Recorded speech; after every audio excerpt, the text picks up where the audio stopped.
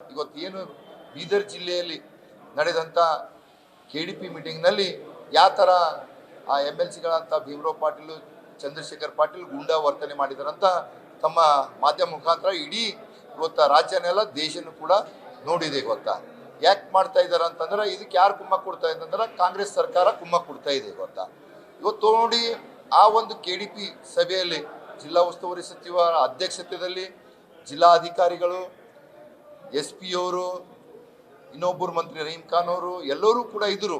ಆದರೆ ಈವರೆಗೂ ಕೂಡ ಅವ್ರು ಯಾವುದೇ ಒಂದು ಕೇಸು ಕೂಡ ಮಾಡಿಲ್ಲ.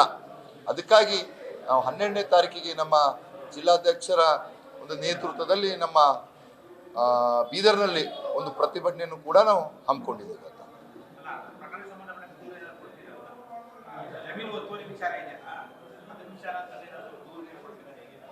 ಈಗಾಗಲೇ ನೋಡಿ ಅದು ಎಲ್ಲರೂ ಸಮಕ್ಷದಾಗ ಆಗಿದಂತ ಇದೆ. ಗೊತ್ತಾ ಜಿಲ್ಲಾಧಿಕಾರಿಗಳು ಕೂಡ ಇದ್ದರು, ಜಿಲ್ಲಾ ವರಿಷ್ಠಾಧಿಕಾರಿಗಳು ಪೊಲೀಸ್ ಡಿಪಾರ್ಟ್ಮೆಂಟ್ದವರು ಕೂಡ ಇದ್ದರು. ಆದರೆ ಗೊತ್ತದು ಸುಮೋಟೋ ಕೇಸ್ ಮಾಡಬೇಕಲ್ಲ, ನಾನೇ ಕೊಡ್ಬೇಕಂತ ಯಾಕಿದೆ ಅದು ಅವ್ರ ಎದುರುಗಡೆನೇ ಆಗಿದೆ.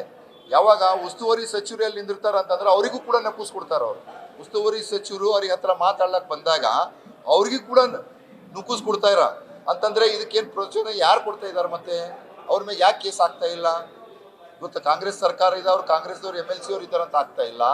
ಬೇರೆ ಇದೇ ಥರ ಯಾರ ಮಾಡ್ರಂತಂದ್ರೆ ಸುಮೋಟೋ ಕೇಸ್ ಮಾಡ್ತಾ ಇಲ್ಲ.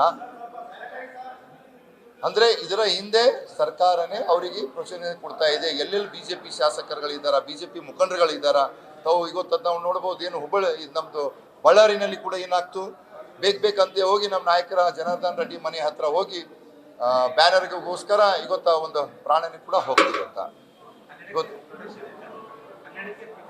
ಪ್ರತಿಭಟನೆ ಇದೆ, ನಮ್ಮ ಪಕ್ಷದಿಂದ ಪ್ರತಿಭಟನೆ.